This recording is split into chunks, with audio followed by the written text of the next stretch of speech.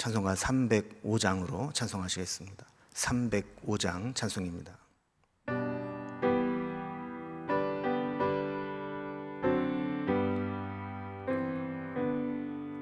나 같은 죄인 살리신 주은혜 놀라워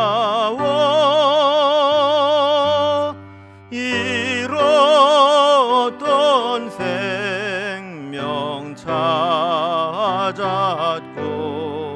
광명을 얻었네. 큰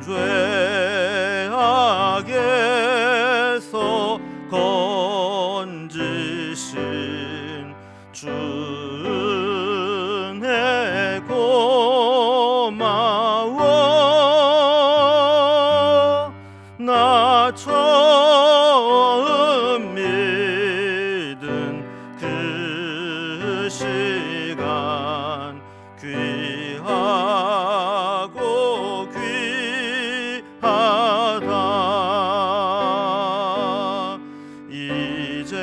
이제껏 내가 산 것도 주님의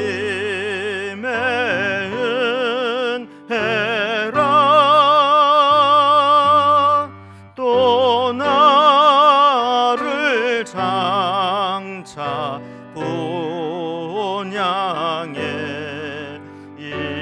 인도해 주시리.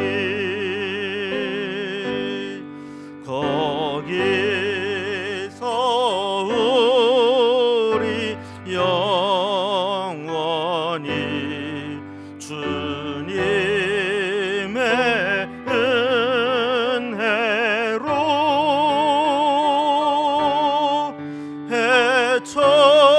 해처럼 밝게 살면서 주 찬양하리라.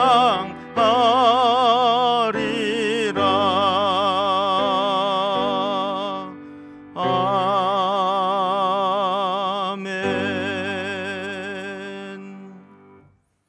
아멘. 오늘 함께 나눈 하나님의 말씀은 구약성경 이사야서 62장 1절에서 12절까지 말씀입니다. 이사야 62장 1절에서 12절까지 구약성경 1042면에 있습니다. 이 말씀을 제가 봉독하겠습니다. 나는 시온의 의가 빛같이 예루살렘의 구원이 횃불같이 나타나도록 시온을 위하여 잠잠하지 아니하며 예루살렘을 위하여 쉬지 아니할 것인즉 이방 나라들이 내 공의를 뭇 왕이 다 내 영광을 볼 것이요 너는 여호와의 입으로 정하실 새 이름으로 일컬음이 될 것이며 너는 또 여호와의 손의 아름다운 관 내 하나님의 손의 왕관이 될 것이라. 다시는 너를 버림받은 자라 부르지 아니하며 다시는 내 땅을 황무지라 부르지 아니하고 오직 너를 헵시바라 하며 내 땅을 뷸라라 하리니 이는 여호와께서 너를 기뻐하실 것이며 내 땅이 결혼한 것처럼 될 것임이라. 마치 청년이 처녀와 결혼함같이 내 아들들이 너를 취하겠고 신랑이 신부를 기뻐함같이 내 하나님이 너를 기뻐하시리라. 예루살렘이여 내가 너의 성벽 위에 파수꾼을 세우고 그들로 하여금 주야로 계속 잠잠하지 않게 하였느니라. 너희 여호와로 기억하게 하는 자들아 너희는 쉬지 말며 또 여호와께서 예루살렘을 세워 세상에서 찬송을 받게 하시기까지 그로 쉬지 못하시게 하라. 여호와께서 그 오른손 그 능력의 팔로 맹세하시되 내가 다시는 내 곡식을 내 원수들에게 양식으로 주지 아니하겠고 내가 수고하여 얻은 포도주를 이방인이 마시지 못하게 할 것인즉 오직 추수한 자가 그것을 먹고 나 여호와를 찬송할 것이요 거둔 자가 그것을 나의 성소 뜰에서 마시리라 하셨느니라. 성문으로 나아가라. 백성이 올 길을 닦으라. 큰 길을 수축하고 수축하라. 돌을 제하라. 만민을 위하여 기치를 들라. 여호와께서 땅끝에서 땅 끝까지 선포하시되 너희는 딸 시온에게 이르라. 보라, 내 구원이 이르렀느니라. 보라, 상급이 그에게 있고 보응이 그 앞에 있느니라 하셨느니라. 사람들이 너를 일컬어 거룩한 백성이라. 여호와께서 구속하신 자라 하겠고 또 너를 일컬어 찾은 바 된 자요 버림받지 아니한 성읍이라 하리라. 아멘. 이스라엘의 역사를 보면 그들이 바벨론의 멸망을 당하고 포로로 끌려갔을 때 수도 예루살렘이 아주 처참하게 파괴되었죠. 그리고 성전이 있었던 시온산 역시 아주 참혹한 상황을 피해가지 못했습니다. 그래서 이방인들에게 하나님께 버림받았다, 그런 이제 조롱을 받게 되었는데, 하나님의 구원의 은혜가 임하게 되면 이스라엘의 영적인 중심지이면서 수도였던 예루살렘을 하나님께서 다시 예전의 영광과 아름다움으로 회복해 주시겠다고 약속해 주고 계십니다. 오늘 본문이 이제 그런 것들을 잘 드러내고 있는데, 먼저 하나님의 신부로 회복될 예루살렘, 하나님은 신부처럼 예루살렘을 회복시키실 것이다. 그리고 그 예루살렘을 하나님이 지켜주시겠다. 그리고 예루살렘으로 돌아오는 길을 하나님이 예비해 주시고 또 그들을 다시는 놓지 않겠다 하는 약속들이 오늘 말씀을 통해 기록되어 있습니다. 자, 먼저 하나님은 신부처럼 회복시키실 예루살렘에 대해서 우리에게 말씀을 해주고 있습니다.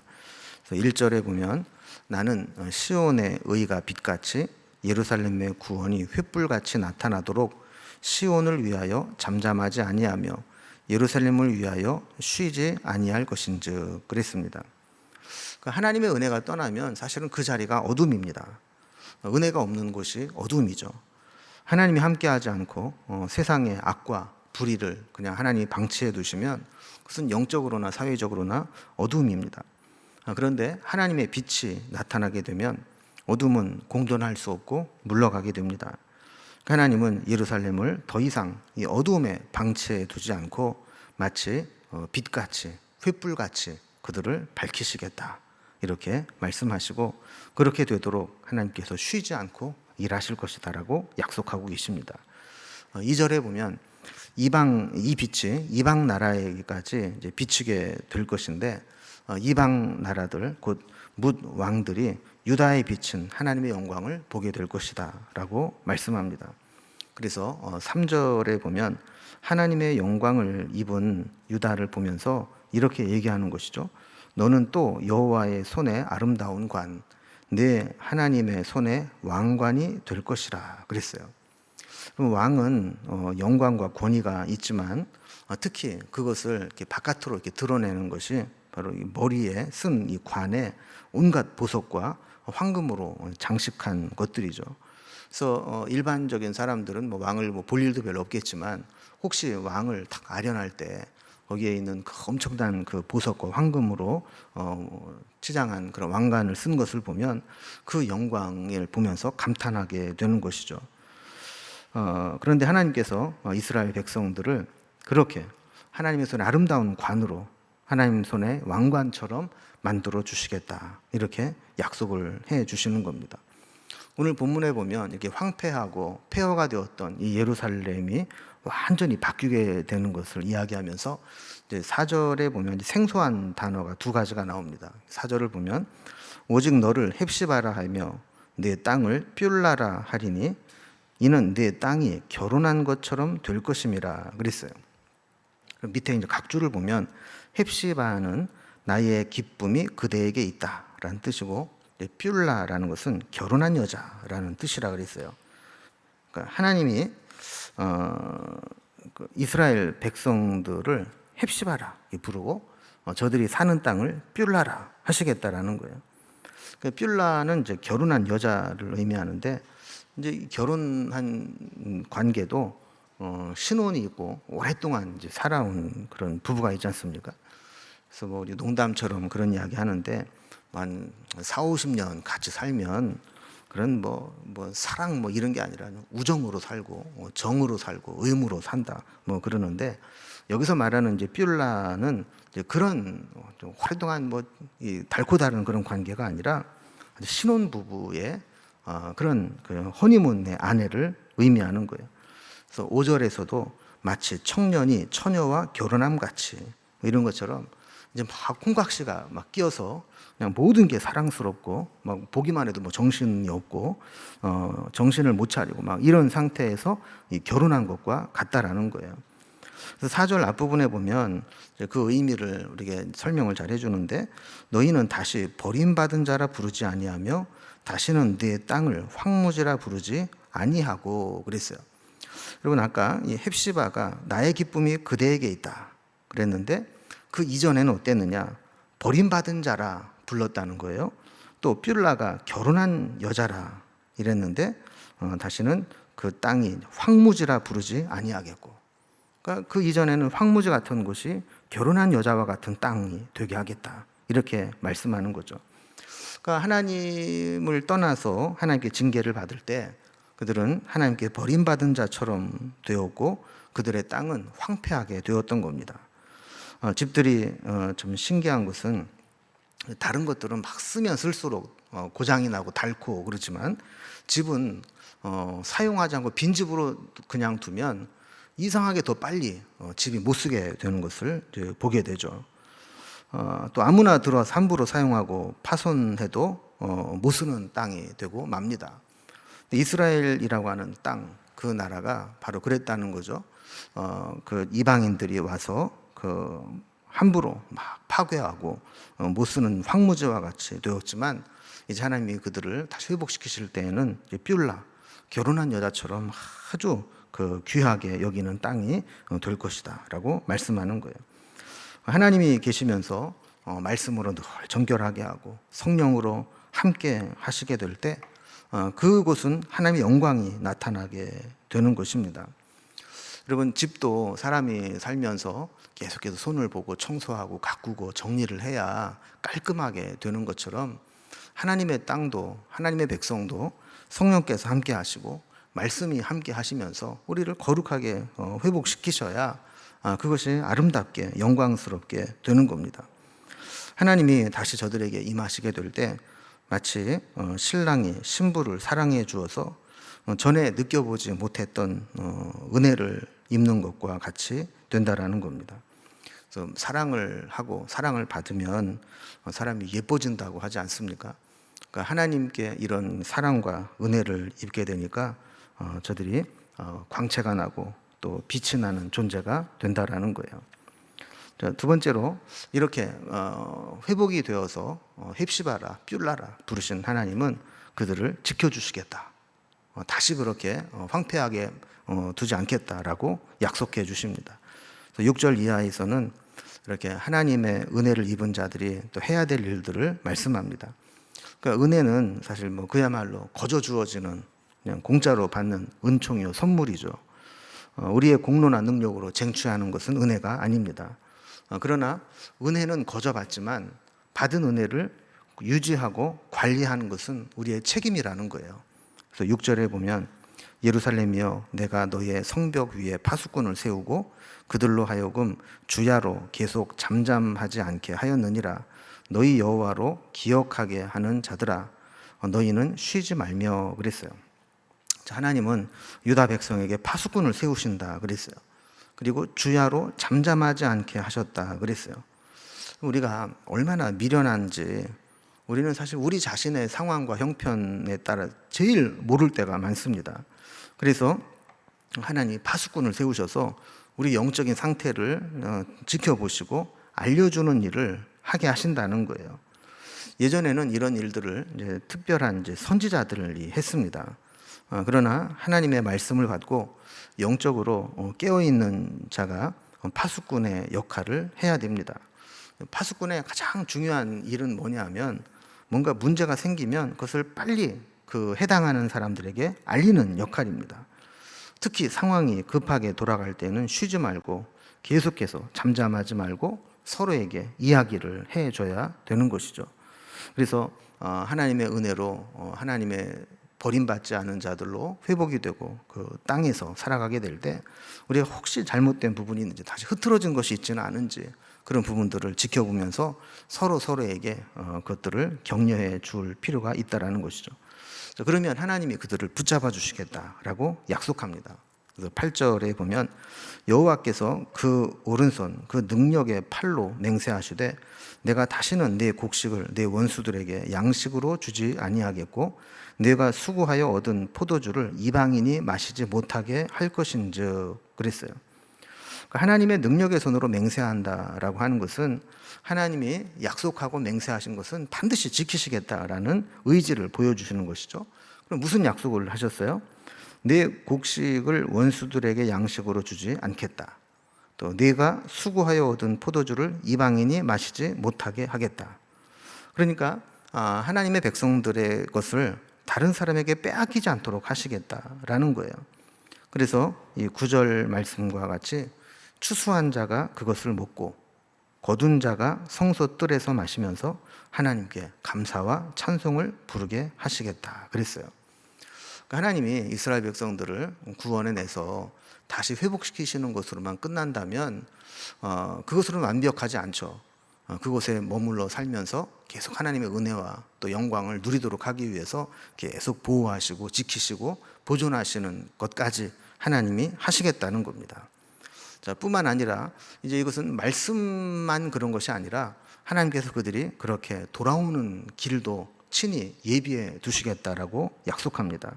그래서 세 번째로 예루살렘으로 돌아오는 길을 예비하시는 하나님의 손길이 기록되어 있는데 10절 이하에서 보면 아직도 하나님의 은혜로 나오지 못하고 어둠 가운데 있는 자들이 있다면 마지막으로 그곳에서 나오라고 권면을 합니다. 10절에 보면 성문으로 나아가라 나아가라 백성이 올 길을 닦으라 큰 길을 수축하고 수축하라 도를 제하라 만민을 위하여 기치를 들라 그랬어요.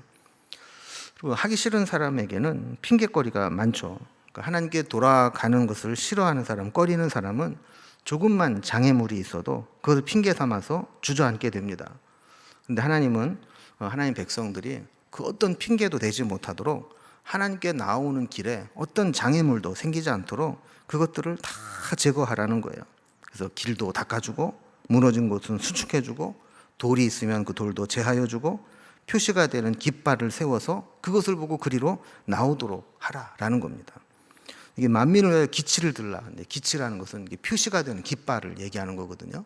그래서 어떤 핑계도 되지 못하도록 아직까지 하나님께 나오지 못한 자가 있다면 하나님께 다 나올 수 있도록 마지막으로 한번 초대를 하는 것이죠. 11절에 보면 여호와께서 땅 끝까지 선포하시되 너희는 딸 시온에게 이르라. 보라 내 구원이 이르렀느니라. 보라 상급이 그에게 있고 보응이 그 앞에 있느니라 하셨느니라 그랬어요. 하나님께 나오면 세 가지 은혜를 입게 됩니다. 11절에 보면 구원이 이르렀고 상급이 있고 거기에 따른 보응이 있다 그랬어요. 그 구원과 상급과 행한 대로 보응하시는 것, 이 세 가지를 보장해 주셨습니다. 하나님께 나오면 누구나 구원을 얻고 믿음으로 산 자들은 상급을 받고 그리고 악하게 행한 자들은 거기에 상응하는 보응을 받게 하시겠다라는 겁니다. 그래서 12절에 보면 사람들이 너를 일컬어 거룩한 백성이라 여호와께서 구속하신 자라 하겠고 또 너를 일컬어 찾은 바 된 자요 버림받지 아니한 성읍이라 하리라 그랬어요. 그럼 우리가 하나님의 은혜와 복을 받는 것은 그것 자체가 우리 신앙생활의 목적이 아니고 또 이 땅에서 잘 사는 것이 목적은 아니지만 또 분명히 믿는 것이 또 우리가 믿음으로 살고 하나님의 은혜를 입으면 또 다른 사람들이 볼 때 부러워할 만한 축복의 삶이 될 것이라는 말씀입니다. 그래서 사람들이 넌 정말 거룩한 백성이야. 여호와께서 구속하신 자야. 너는 찾은 바 된 자야. 버림받지 않은 성읍이야. 이렇게 약속 불림을 받게 하신다라는 것이죠.